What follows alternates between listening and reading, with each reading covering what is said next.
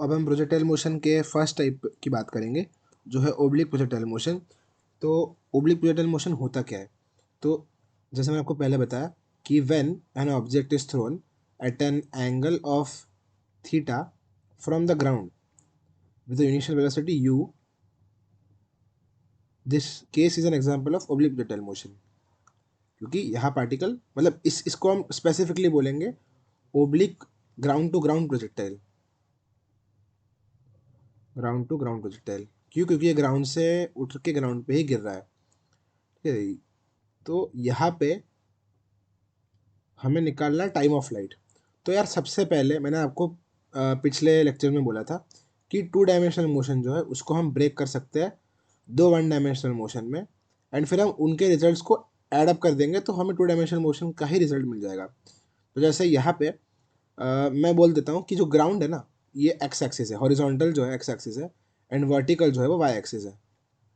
ठीक है, ये 2 डायमेंशनल मोशन का एग्जाम्पल हो गया। अब यहाँ क्या हो रहा है, मैं क्या करूँगा, मैं इस u के कंपोनेंट कर दूंगा एक अलॉन्ग x, उसको मैं बोल दूंगा ux। ठीक है, ये जो इसको रेड पेन से ड्रॉ करते हैं, ये मेरा u है at an angle of theta. तो जो अलॉन्ग x है इसको मैं बोल दूंगा ux, जो अलॉन्ग y है उसको मैं बोल दूंगा uy। तो ux और uy हो गए इसके x और y कंपोनेंट्स वेलोसिटीज के। अच्छा, अब आप देखो कि x एक्सिस पे u कितना है, ux, v कितना है, मतलब नहीं है हमें उससे भी फिलहाल। टाइम ऑफ फ्लाइट हमें निकालना है। ठीक है, हमें और क्या पता है, एक्सेलरेशन 0 है, क्योंकि एक्स एक्सिस पे तो कोई एक्सेलेशन नहीं है। एक्सेलरेशन जो है वो ग्रेविटी है, ग्रेविटी कहाँ लगती है, ऊपर नीचे, यानी अलोंग वाई। ठीक है, तो मैं अगर वाई एक्सिस पे आ जाऊँ तो यहाँ u कितना है, यहाँ u है हमारा प्लस यू वाई। फिर जो v है ना, वो हम देखेंगे कितना है बाद में। जो जो t है ना, वो हमें निकालना है time of flight, and acceleration यहाँ पे है g नीचे की तरफ। अब देखो यहाँ मैं क्या करूँगा, ये मोशन अंडर ग्रेविटी वाला केस नहीं है, यहाँ मेरा साइन कन्वेंशन चेंज हो रहा है। यहाँ मैं क्या कर रहा हूँ, मैं बाय डिफॉल्ट राइट को प्लस एक्स और ऊपर को प्लस वाई मान रहा हूँ। तो मेरा अपने आप ग्रेविटी माइनस जी हो जाएगा, क्योंकि वो नेगेटिव है, नीचे की तरफ है। ठीक है, अब मैंने क्या बोला कि एक्स एक्सिस वाई एक्सिस के मोशन को अफेक्ट नहीं करता, वाई एक्सिस का मोशन एक्स एक्सिस को अफेक्ट नहीं करता। तो हम क्या करेंगे, इन दोनों को डिफरेंटली ट्रीट करेंगे।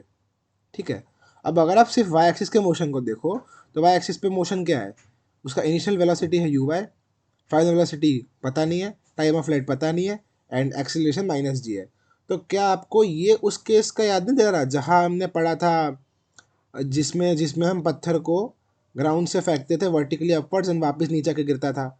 ये मोशन अंडर ग्रेविटी में हमने जो पढ़ा था, जिसमें टाइम आता था 2u/g एंड हाइट आती थी u²/2g। क्या आपको ये वाला केस याद है जो हमने वहाँ पढ़ा था मोशन अंडर ग्रेविटी में? ये वही केस है, ये जो वाई एक्सिस पे मोशन हो रहा है ना, ये वही केस है। तो यहाँ से मैं सीधे सीधे बोल सकता हूँ कि मेरा जो टाइम है ना, वो है 2u/g। हम एक्स को देख ही नहीं रहे, हम एक्स को भूल जाओ, आप एक्स को भूल जाओ, आप सिर्फ वाई को देखो। क्योंकि आप ध्यान से सोचो तो वाई, ये जो टाइम ऑफ फ्लाइट है ये कौन डिसाइड कर रहा है, ये वाई एक्सिस डिसाइड कर रही है, एक्स एक्सिस डिसाइड नहीं कर रही। एक्स पे तो पार्टिकल का ऑब्स्ट्रक्शन नहीं है, एक्स चाहे जितना पार्टिकल चाहे एक्स पे चल सकता है, पर वाई पे उसको ऑब्स्ट्रक्शन है कि वो ग्राउंड पे आके गिर जाएगा, रुक जाएगा। तो उसका ऑब्स्ट्रक्शन वाई के अलॉन्ग है। तो जो भी डायरेक्शन उसका टाइम ऑफ फ्लाइट गवर्न करेगी वो वाई एक्सिस है। तो इस केस में मैंने बोल दिया कि टाइम ऑफ फ्लाइट, ठीक है, जो कैपिटल दी थी यहाँ स्मॉल टी लिख रहा हूँ, उससे फर्क नहीं पड़ रहा, ये है 2u/g। ठीक है, एंड यहाँ मेरी हाइट जो है ये आएगी वही u/2/2g। ठीक है, तो 2u/g की वैल्यू क्या होगी? अच्छा, अब देखो u/y क्या होगा, अगर आपने वेक्टर पढ़ा हो ढंग से, तो u जब आपका इनिशियल वेलोसिटी हो at an angle of theta, and ये x हो ये y हो, तो आपका ux होगा u cos थीटा। ठीक है, एंड आपका uy होगा u sin थीटा। तो यूजिंग 2u/g मेरा टाइम ऑफ फ्लाइट आ जाएगा 2u sin थीटा/g। ठीक है, ये हमारा आंसर है।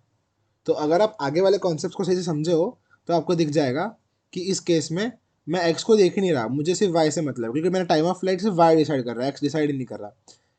तो वाई पे ये होगा 2u sin θ/g, ठीक है, क्योंकि वाई के अलॉन्ग जो वेलोसिटी है वो यू वाई है, वो यू नहीं है, वो यू वाई है, तो हम यू की जगह यू वाई लेंगे।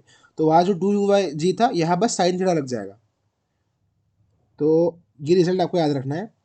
इसके बाद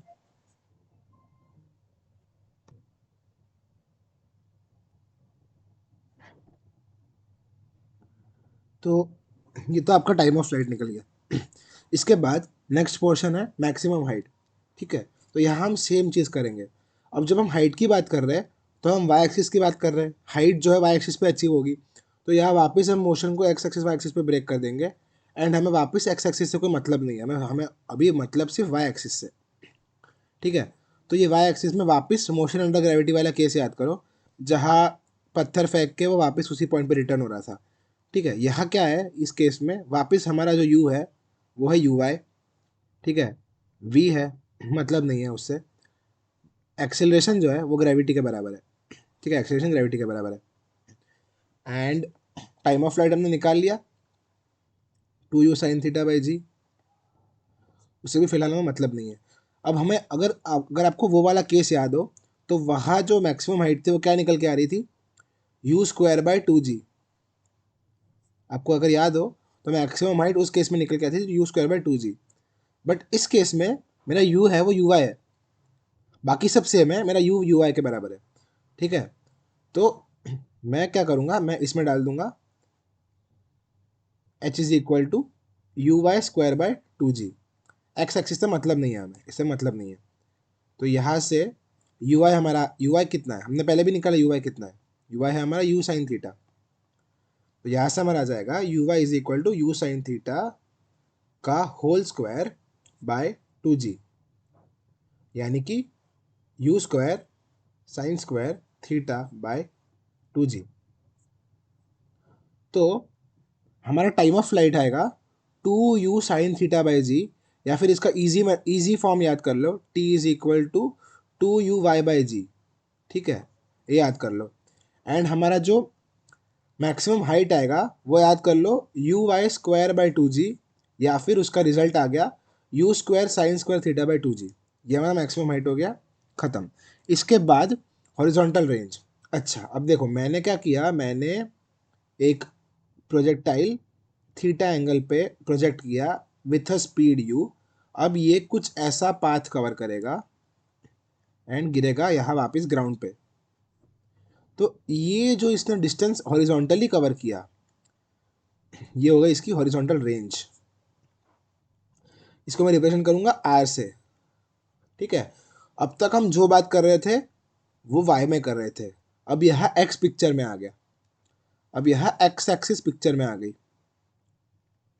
अब एक्स एक्सिस पे बात करो, एक्स एक्सिस में क्या है, जो हमारा यू है वो है यू एक्स, जिसकी वैल्यू है यू कॉस थीटा, ठीक है। एंड एक्सेलरेशन कुछ नहीं है, एक्सेलरेशन जीरो है, ठीक है। और हॉरिजॉन्टल रेंज एक तरीके से क्या है, डिस्टेंस है। तो हमें हमें हमें निकालना क्या है, हमें एस निकालना है। टाइम हम निकाल चुके हैं, टाइम हम निकाल चुके, कितना है वो 2u sin θ/g, आगे हम निकाल चुके टाइम। तो हमें u पता है, हमें a पता है, हमें t पता है, तो क्या हम s नहीं निकाल सकते, निकाल सकते हैं। तो फॉर्मूला हम कौन सा लगाएंगे, कौन सा इक्वेशन ऑफ मोशन यूज करेंगे, s equal to u t plus half a t square, ठीक है। तो इस केस में मेरा a तो ज़ीरो है, तो ये टर्म ज़ीरो हो गई, तो मेरा आ जाएगा s is equal to u t. अब यहाँ मेरा s जो है वो मेरा रेंज है, तो मैं s की जगह r यूज़ कर लूँगा। तो जो मेरी रेंज आ जाएगी r, वो आ जाएगी u इंटू टी, और यहाँ मेरा u कितना है, u कॉस थीटा, मैं लिख दूंगा u कॉस थीटा। एंड मेरा t कितना है, 2u sin θ/g, तो ये आ गया 2u sin θ/g। तो जब मैं इसको फर्दर सॉल्व करूँगा तो ये मेरा आ जाएगा u², 2u² sin θ cos θ/g। यहाँ मैं क्या करूँगा, मैं u square by g common ले लूँगा, अंदर ब्रैकेट में मेरा बच जाएगा 2 साइन थीटा कॉस थीटा। अगर आपको ट्रिगोनोमेट्री आपने पढ़ी हो तो आपको ये चीज़ पता होगी कि 2 साइन थीटा कॉस थीटा होता है साइन 2 थीटा। ठीक है, तो आपका फाइनल रिजल्ट जो आ गया हॉरिजॉन्टल रेंज का, वो आ गया u square sine 2 theta by g. ये हमारा आंसर है हॉरिजॉन्टल रेंज का। तो कुल मिला के मैं ये बोल सकता हूँ कि अगर मैंने particle you velocity you speed से थीटा एंगल पे प्रोजेक्ट किया विद रिस्पेक्ट टू ग्राउंड, तो मेरा पार्टिकल की रेंज होगी वो होगी you square sine theta by 2g। ठीक है, ये होगी you square sine theta by 2g। इसका टाइम ऑफ फ्लाइट जो होगा, जो टाइम इसको उड़ने में लगेगा, जो ग्राउंड टू ग्राउंड इसका टाइम होगा, वो होगा 2u sine theta by g. And इसने जो मैक्सिमम हाइट अचीव करी होगी, ये हाइट उसने जो अचीव करी है, इसकी वैल्यू है you square sine square theta by 2g। अब ये वैल्यूज अगर आप याद कर लो ना, ये फॉर्मूला अगर आप याद कर लो ना, कितने फॉर्मूला है, 3 फॉर्मूला, और बहुत लॉजिकल है। डेरिवेशंस देखो, बहुत लॉजिकल फॉर्मूला है। ये 3 फॉर्मूला अगर आपने याद कर लिए तो आपका ऑब्लिक ब्रिटल मोशन सॉर्टेड है। एंड आपके मैक्सिमम क्वेश्चन इसमें से ही पूछे जाते हैं, चाहे वो जेई हो, चाहे वो नीट हो, चाहे कुछ भी हो। अगर आपका ये फंडामेंटल क्लियर है तो, और देखो सबसे मेन चीज़ कि आपका फोकस फॉर्मूला पे नहीं, फोकस डेरिवेशन पे होना चाहिए, क्योंकि जेई वाले स्मार्ट होते हैं, वो ऐसा आपको एज इट इज़ क्वेश्चन नहीं परोस के देने वाले, आपको क्वेश्चन में कुछ ट्विस्ट देंगे। तो आपको याद रखना है कि कॉन्सेप्ट क्या लग रहा था। ठीक है, तो मैंने टाइम ऑफ फ्लाइट में सिर्फ वाई एक्सिस यूज़ की, तो वो चीज़ याद रखना कि टाइम ऑफ फ्लाइट में सिर्फ वाई एक्सिस यूज़ होती है। फिर मैक्सिमम हाइट में भी सिर्फ वाई एक्सिस यूज़ होती है, एंड हॉरिजॉन्टल रेंज में सिर्फ एक्स एक्सिस यूज़ होती है। ठीक है, तो ये तीनों चीज़ें अगर आपको समझ में आ गई हो तो आपको ऑब्लिक ब्रिटल मोशन सॉर्टेड है। अब हम आएंगे इक्वेशन ऑफ ट्रेजेक्टरी पे।